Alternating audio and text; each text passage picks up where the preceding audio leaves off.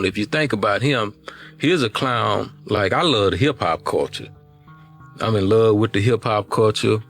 Blood, sweat, and tears went in my movement for the hip-hop culture. I think dude respectfully is taken away from his aura of who he is, who people respect him to be. He popped off at me first saying my podcasting and business was 6ix9ine. Yeah. I told him I'm gonna do what I want to do. I don't give a who he ratted on. Right. That ain't my business. The people he ratted on, handle your business. My homies ain't with him. I'm not telling him what y'all can and can't do, right? He's under my protection. Now, if you pull up on him and I'm there, I'm gonna do what I gotta do to make sure I get home safe. J. Prince just dropped a bomb. He's saying Wack 100 ain't just a snitch. He out here doing the feds' whole job. According to him, Wack the reason some rappers walking free while others getting slammed with time. So if Wack been cleaning up messes, who really calling the shots behind the scenes? Is he really protecting these rappers? Or is it something way deeper? If you've been plugged into the streets, then you already know Wack 100's name stay floating around federal talk. Word is, Wack been working with them folks for years. That's why he always got the drop before the smoke even hit the blogs. But J. Prince ain't stop at calling him a snitch. He claimed Wack's the reason certain rappers stay untouchable. Now that's a whole new level of power. And guess the first names that came up? The Game, 6ix9ine, and Blueface. All three locked in with Wack. All three somehow stay ducking heat, court cases, and bullets. So the real question ain't just if Wack is a snitch. It's who he covering for and what kind of storm he's shielding them from. Take The Game, for example. That man done faced lawsuits, scandals, and wild beefs that should have tanked his whole come up. One court case alone had him looking at $7 million owed, but somehow he's still standing. Why? Wack, he ain't just stick by him. He took over Game's masters, locked down them royalties, and moved like he the CEO of the whole catalog. That ain't no PR cleanup. That's full-on ownership. Wack didn't just ride for him. He set himself up as the gatekeeper to every dollar coming in. You want to sue the Game? Better holla at Wack first. You want a piece of Game's music? Wack already sliced the pie. And when folks said that court ruling was shady, Wack made it loud and clear. He wasn't protecting his artist. He was protecting his investment. So now you gotta wonder, was that loyalty or was it leverage? Cause it's looking like Wack don't just manage rappers. He out here holding the keys to their whole survival. Then you got 6ix9ine. Yeah, the rainbow-haired poster boy for telling. After he sang in court, the whole industry turned its back. Labels kicked him to the curb. OGs washed their hands of him. His name was straight toxic. He was done for till Wack came through. Picked him up like he was on the clearance rack. Fixed up his deals. Put him back on the map with Clubhouse. Even dropped gas money when dude was dead broke. That ain't just business. That was a full-blown comeback. Wack ain't just bring a career back. He pulled a blacklisted rapper right back into the limelight. Like the streets ain't never cut him off. No OGs behind him. No real respect. Just straight up media finessing and some real Fed-type protection vibes. And still, 6ix9ine moving around like he bulletproof in cities where he should have been ran out. When J. Prince spoke on it months ago, Wack ain't even blinked. He stood 10 toes, said 6ix9ine his guy, and he gon' ride for him, no matter what. Original filing was like for like $1 million, $2 million. Yeah. Right?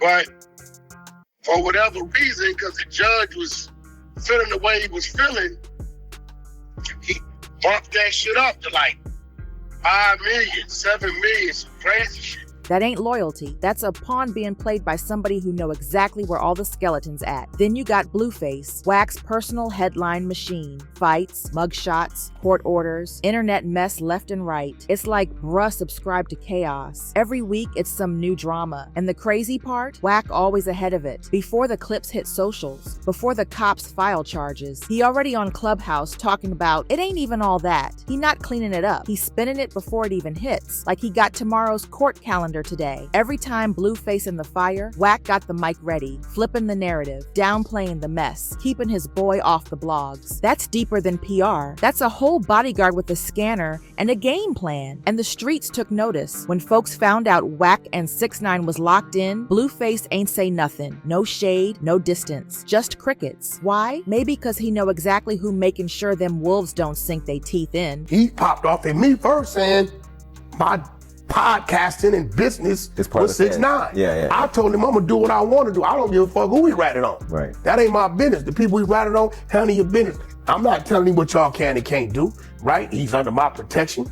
Now, if you pull up on him and I'm there, I'm gonna do what I gotta do to make sure I get home safe. That's when things switch from just messy to something straight out of the federal playbook. Now, folks been whispering that Wack had ties with Birdman too. Y'all remember back in 2018, they joined forces to launch Cash Money West under that universal umbrella. The talk was it came with a cool $20 million behind it. That ain't no backyard deal. That was major paper. They was building a whole West Coast movement, pushing acts like Savii Third, but it didn't hold up. Wack and Birdman's Lil Alliance? Yeah, that fell apart quick. Wack hopped on Clubhouse talking reckless, straight up called Birdman's artist BG a snitch, right after BG touched down from doing a 14-year stretch. And instead of manning up and handling things face to face, Wack claimed Birdman kept blowing up his phone, begging for a one-on-one. But Wack, he put it all on Front Street, loud, disrespectful, didn't hold back. And even though BG's own bunkie said he ain't never folded, Wack stayed loud with it. No paperwork to show, just straight accusations. And that lit the match, torched whatever they had. But it goes deeper than that. Suge Knight, way back from behind bars, supposedly warned Birdman that Wack was funny style and not to be trusted. Said dude was slippery, and looking at it now, he might have been the only one peeping the game early. See, Wack got a whole pattern. If he fall out with you, he go nuclear. Got your name in the same breath as Snitch, and then let the internet run that mess up. That's what he did to BG. They used to be locked in for years. Now, Wack out here throwing all kinds of shade on BG's name, from Rico whispers to beaten charges. And here's where it gets wild. Wack supposedly texted BG's wife before he got picked up, told her plain he need to dip. Whole thing felt like some FBI heads up. Then boom, not long after, BG gets snatched up in a Fed case. So how Wack always be knowing the play before it hit the field, how he always got the early scoop. Folks got every right to wonder if he tapped in with the feds. Then the Ration Williams situation popped off. That high school baller who died under shady conditions. Out of nowhere, Wack jumps on Clubhouse and says BG's DNA was under Ration's fingernails. Now hold up, that ain't info you get from the block.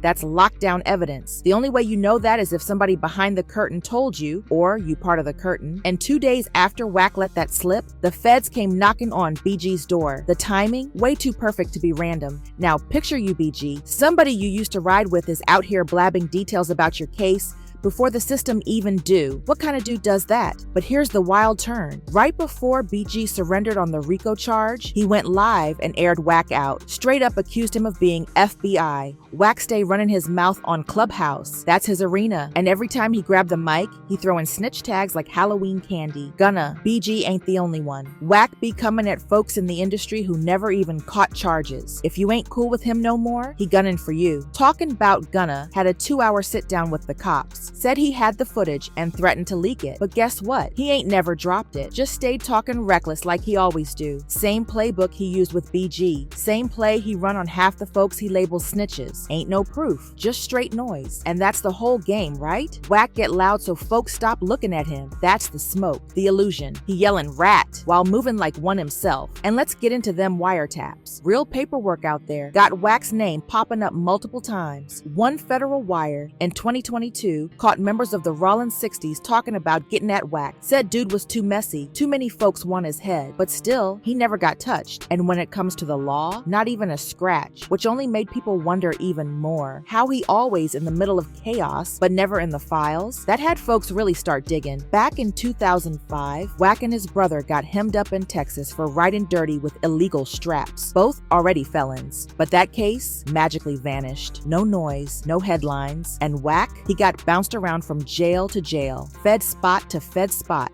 then walked out. No trial, no time, no real reason. And that's when the whispers kicked in. Folks started saying maybe he flipped way back then. Maybe that's when he signed up with the other side. Cause after that, Wack moved different. Showed up in LA out of nowhere. Started rubbing elbows with Death Row and Suge Knight. Climbing the ranks like it was easy, too clean. And if you really lay all the pieces out, it forms a whole new picture. Wack ain't never just been a manager. He's the middleman, the fixer, a bridge between the block and the badge. He ride hard for his people. Game, 6'9", Blueface. Not just on the business tip, but when it come to legal heat, too. Whenever they in deep, Wack jump in and start steering the story, keeping them boys away from the fire. And now that Jay Prince done stepped out saying Wack out here protecting rappers with help from the feds, it don't sound so crazy no more. It's starting to feel like a whole strategy in play. Just peep his circle. The game. Wack been managing himself him for years now, kept him from coughing up that $7 million in court, even went so far as to claim dude's royalties. That ain't just good PR, that's real deal control. And 6ix9ine, after the whole world labeled him a rat, Wack was the only one that stood by him, rebuilt them contracts, made sure he had gas money, kept him buzzing on Clubhouse. Blueface, stay in court every other week,